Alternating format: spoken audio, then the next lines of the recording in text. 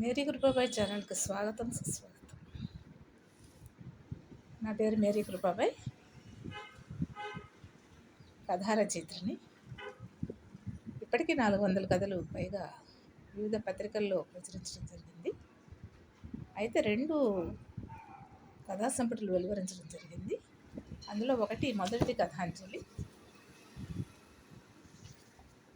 ఈ కథాంజలిలో 100 కథలు ఉన్నాయి. ఈ కథల నుండి ఒక్కొక్కటిగా మీకు పరిచయం చేస్తున్నాను.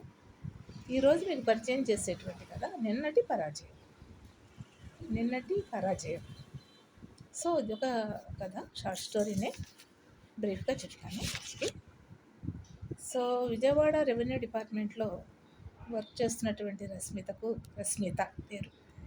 అటువంటి చక్కటి పేర్లు పెట్టడం నాకు ఇష్టం అని చెప్పాను. అలా రస్మితకి అనుకోకుండా హైదరాబాద్ ట్రాన్స్ఫర్ వస్తుంది. అయితే తను ట్రాన్స్ఫర్ అయ్యి హైదరాబాద్ వెళ్ళాలంటే ఇక్కడ విజయవాడలో భర్త మాధవ్, వాళ్ళ పాప శిశిర ఇద్దరు కూడా ఇక్కడ ఉన్నారన్నమాట. విజయవాడలో ఉన్నారు. పాప బీటెక్ సెకండ్ ఇయర్ చదువుతుంది. సరే, ఎలాగా ఒకదాన్ని సడన్గా హైదరాబాద్ వెళ్ళడం, అసలు అక్కడ ఉండాలి, ఇలా ఇప్పటివరకు ఫ్యామిలీలో ఉండి నేను అలా వెళ్ళడం నాకు కష్టం కదా అని చెప్పి మనసులోనే బాధపడుతుంది. తర్వాత ఆ విషయాన్ని మాధవ్ భర్తతో చెప్తుందన్నమాట.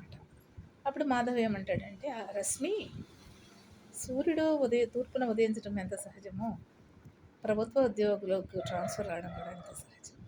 అలా వస్తూనే ఉంటాయి కదా ట్రాన్స్ఫర్లు. మనం ఒకే చోట ఉండాలి, ఒకే చోట సెటిల్ అవ్వాలి అంటే కుదరదు.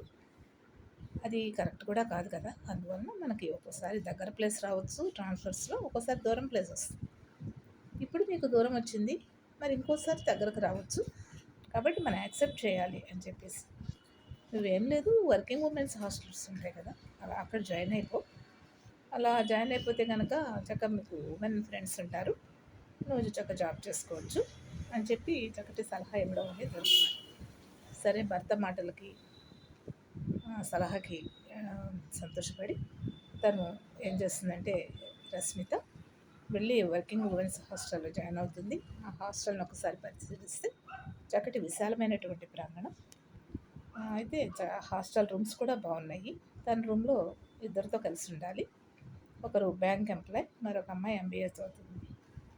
అయితే బ్యాంక్లో పనిచేసేటువంటి కిరణ్మయి, ఎంబీఏ చదివేటువంటి మరొక అమ్మాయి కార్తీక, వాళ్ళిద్దరూ ముగ్గురు కలిసి చక్కగా ఒక రూమ్లో ఉంటారు.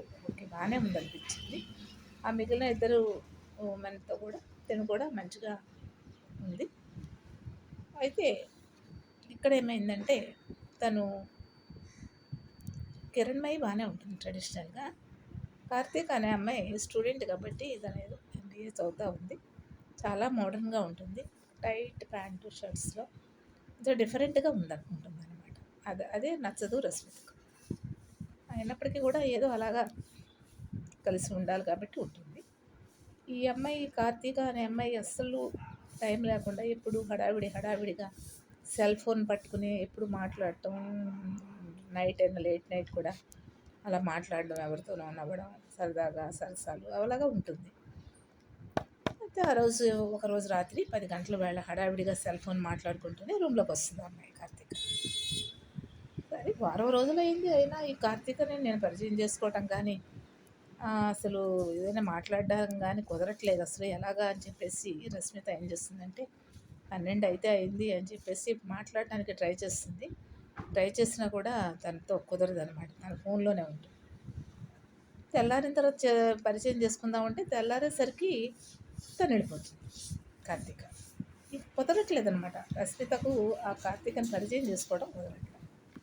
అప్పుడు కిరణ్మయిత అంటుంది, ఏంటి కార్తీక ఎలాగ ఉంది, తన వాలకం ఏంటి అలా ఉంది, చాలా డిఫరెంట్గా ఉంది, కాలేజీకి రెగ్యులర్గా వెళ్తుందో లేదో ఏమిటో అసలు అని చెప్పేసి అంటుంది రస్మిత.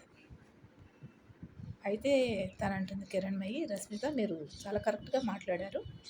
ఈ కార్తీక మొదటి నుంచి అలాగే ఉంది, ఎప్పుడు సెల్ ఫోన్లో ఎవరితో మాట్లాడుతూ ఉంటుంది, తను మోడర్న్గా ఉండటానికి ట్రై చేస్తుంది, కాస్త గర్వం కూడా ఉంది, ఇలాగా చెప్తుంది అనమాట. మోడర్న్ అంటే ఏమిటి, కొత్త లక్ష్యాలు పెట్టుకోవాలి, కొత్త లెసన్స్ నేర్చుకోవాలి, కొత్త నాలెడ్జ్ నేర్చుకోవాలి, అది మోడర్న్. కానీ ఇదేం మోడర్ను, ఇట్లాగ సెల్ ఫోన్ పట్టుకుని అటు ఇటు తిరగడం కాదు కదా మోడర్న్ అంటే.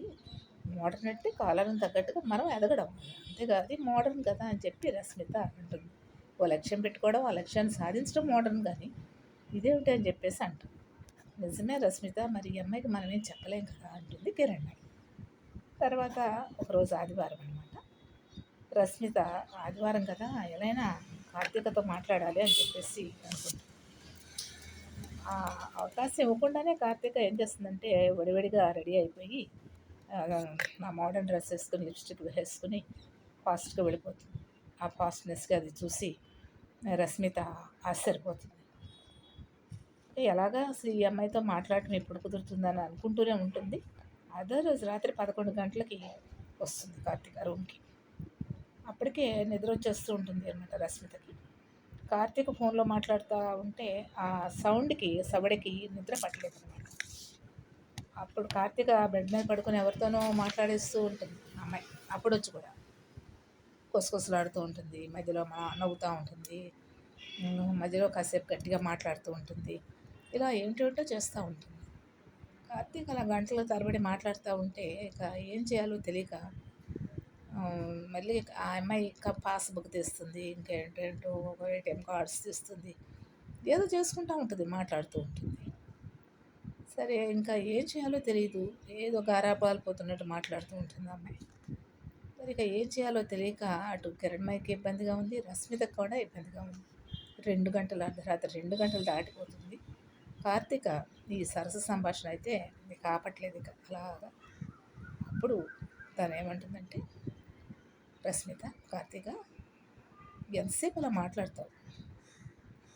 టైం ఎంత అయింది తెలుస్తుందా? అసలు నువ్వు ఎవరితో మాట్లాడుతున్నావు? ఆ సంభాషణకు అర్థం ఉందా? అవతల వ్యక్తి ఎవరు అసలు? నువ్వు అలా మాట్లాడుకోవచ్చా? నువ్వు చదువుకోవడానికి వచ్చావు కదా, తల్లిదండ్రులు లక్షలు పోసి నేను చదివిస్తున్నారు, ఇక్కడ తల్లిదండ్రులు లేరు కదా అని చెప్పి నువ్వు ఎవరితోనో అలా నైట్ అంతా మాట్లాడుతున్నావు. కాబట్టి సమయం వేస్ట్ చేసుకోకుండా, అలా పిచ్చి పిచ్చి వేషాలు వేయకోకుండా ఇంకొకటే పంపిస్తుంది. ఆడపిల్లకు ఉండాల్సినటువంటి కల్చర్తో నువ్వు ఉండాలి అని చెప్పి రష్మిత చెప్తే కార్తీక్ అంటుంది, ఏమిటి నీకెందుకు, నేను ఎలా ఉంటే నీకెందుకు అని చెప్పి నీకేమైనా సమాధానం నేను చెప్పాల్సిన అవసరం ఏమీ లేదు అని చెప్పేసి అంటుంది. ఇట్లా అనేసరికి తను బాధపడుతుంది. మీ పని మీరు చేసుకోండి, మీ సభ్యత మీకు ఉంది కదా, చాలు, నా గురించి మీరు జోక్యం చేసుకోవద్దు అంటుంది. ఇక కార్తీక మాటలకి రష్మిత చాలా బాధపడుతుంది. అయినా కూడా నిగ్రహాన్ని కోల్పోకుండా మందలిస్తుంది. కార్తీక, నువ్వు అభిప్రాయపడుతున్నట్టు నీకు నాకు సంబంధం లేదు, కరెక్టే. అయితే ఈ ప్రవర్తన గురించి నాకు అబ్జెక్షన్గా ఉంది. ఎందుకంటే నీకు నాకు చట్టబద్ధమైనటువంటి ఒక రిలేషన్ లేదు, కానీ నైతికంగా మోరల్ బౌండింగ్ అనేది ఉంది కదా అని చెప్పేసి అన్నీ మందలిస్తుంది, ట్రై చేస్తుంటాను. నీకు నేను తల్లిని కాదు, కానీ నా కూతురికి నేను తల్లిని. నా కూతురికి ప్రస్తుతం నేను దూరంగా ఉన్నాను. నేను నిన్ను మందలించి నిన్ను దారిలో పెడితే ఎక్కడో ఉన్న నా కూతుర్ని ఇంకొకరు చూస్తారు జాగ్రత్తగా అనే అభిప్రాయంతో నా కళ్ళ ముందు నువ్వు ఈ విధంగా బిహేవ్ చేస్తుంటే చూడలేక నేను నిన్ను కేకలేస్తాను. ఇంకా తర్వాత వింటావా లేదా అనేది నీ ఇష్టం, ఇది నీ సంస్కారానికి నీ విజ్ఞతకి నేను వదిలేశాను అని చెప్పేసి అంటుంది. అలా అయిపోయిన తర్వాత మరుసటి రోజు సాయంత్రం 4 గంటల సమయంలో ఒక విషణ్ణ వదనంతో కార్తీక హాస్టల్ రూమ్లోకి ఏదో బాధపడుతూ వస్తుంది. 5 గంటల తర్వాత వచ్చినటువంటి రష్మిత, కిరణ్మయ్య ఆమెను చూసి ఆశ్చర్యపోతారు. బాగా ఏడ్చినట్టుంటుంది. కార్తీక కళ్ళు ఉబ్బిపోయి ఉంటాయి, ఎర్రబారి ఉంటాయి, మానసికంగా కృంగిపోయి ఉంటుంది. రష్మితను చూసేసరికి కార్తీకకి ఎక్కువ ఏడ్చేస్తుంది. ఆంటీ, అతను నన్ను మోసం చేశాడు. అతను అంటే ఇక్కడ అన్నమాట. అతను అంటే ఈ అమ్మాయి రోజు మాట్లాడే అతను. అయితే నా భవిష్యత్తు అంధకారం అయిపోయింది, నన్ను క్షమించండి అంటూ రష్మిత చేతులు పట్టుకుని ఏడుస్తుంది అన్నమాట.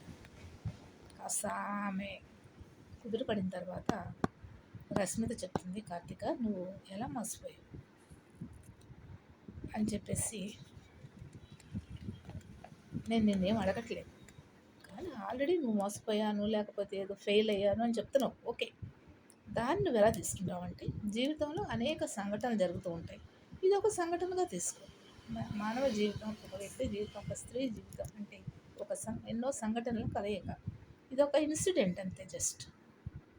మనకి ఎదురుపడేటువంటి ఒక 100 ఇన్సిడెంట్‌లో ఇదొక ఇన్సిడెంట్. ఈ సంఘటన పరాజయం అయింది. పక్కన పెట్టేసేయి.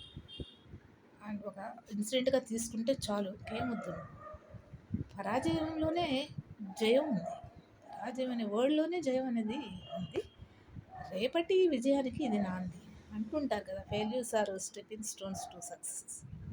సో, దీన్ని నువ్వు మనసులో పెట్టుకుంటే కనుక దీని నుంచి నువ్వు ఒక విజయాన్ని సాధించగలుగుతావు. ఇదొక పీడకల అనుకో నువ్వు.